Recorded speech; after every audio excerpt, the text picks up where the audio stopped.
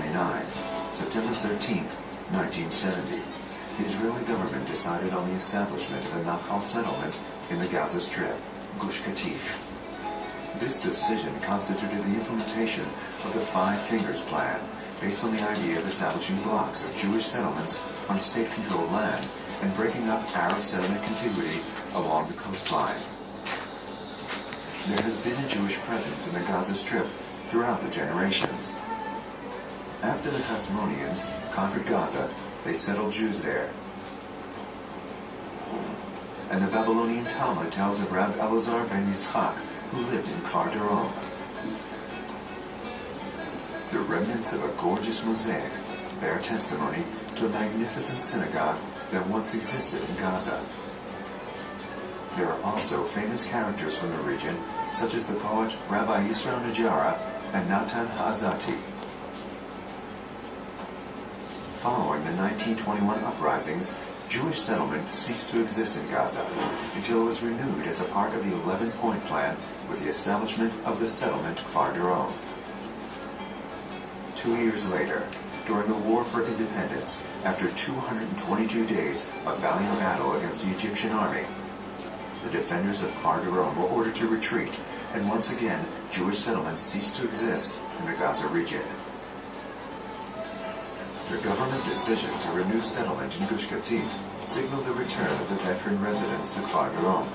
A ceremony for the renewal of Jewish settlement there took place on the 11th of Tishrei, 5731, 1970. During the years that followed, all of the settlement movements, including Hashomer HaTzair, the United Kibbutz Movement, and Hapoel Mizrahi, took part in the establishment of Nachal settlements in Netzarim, Merav, Kfar Darom, Katif, and Gadid. In Shvat of 1977, near the Nachal settlement of Katif, the first permanent settlement, Netzer Chazani, was founded with Prime Minister Yitzhak Rabin in attendance. Since then, another 21 flourishing, thriving settlements were established in Gush Katif. The first settlers to come to the desolate dunes were second-generation members of farming villages of the South, urbanites who wanted to become farmers, groups of immigrants from the United States, and others who were simply looking for a quality place to live.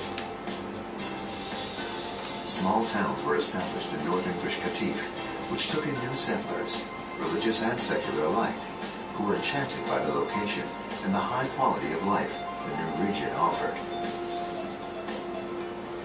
In southern and central Gush Katif, farming towns were founded, which made the desolate dunes bloom with an original, advanced style of agriculture which flourished despite the arid conditions.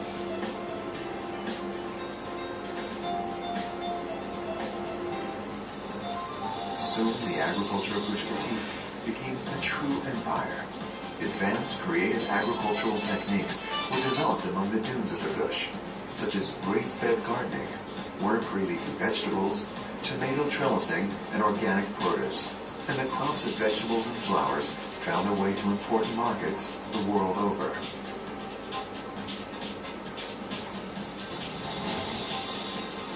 In 2005, for example, the farmers of Gush Katif exported thousands of tons of agricultural produce from over 1,000 acres of greenhouses, which sold for millions of shekels and were a major source of income for the country. At the nursery in Atzmona, for instance, which was the biggest nursery in Israel and the entire Middle East, at any given moment, hundreds of thousands of seedlings were being grown in about 250 acres of greenhouses. 65% of the geranium flowers grown in Israel were grown in Gush Katif greenhouses. Technological developments and agricultural know-how, which originated in Gush Katif, is studied and applied in Israel and all over the world. After the uprooting of the Yamit region in 1982, the Hesder Yeshiva from Yamit was re-established in Neve Dekalim, which constituted the center of this constantly developing region. Neve Dekalim was the site of the Religious Council, which established the educational system, preschools and kindergartens, and public religious schools alongside Talmud Torahs.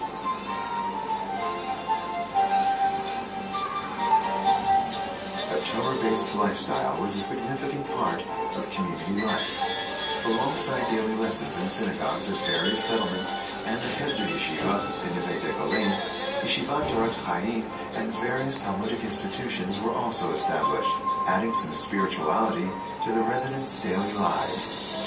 The hotel and resort village attracted thousands of tourists, the star attraction being the Gush Katif Song Festival that took place annually at the Gush Katif Lake.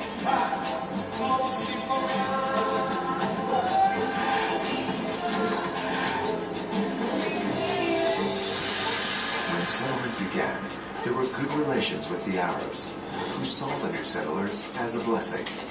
The cities of Gaza, Khan Yunis, and Deir Abalach were the shopping centers for the residents of Gush Katif, and many Arabs made their living working on Gush Katif farms, where they learned the secrets of modern farming. However, the state of coexistence was not to last. What began in 1987 as the First Intifada grew into the Second Intifada, an out-and-out war in which the people of Gush Katif were subject to shootings and attacks on the roads, terrorist infiltrations, and the unrelenting fire of some 5,000 mortar shells over a period of 5 years.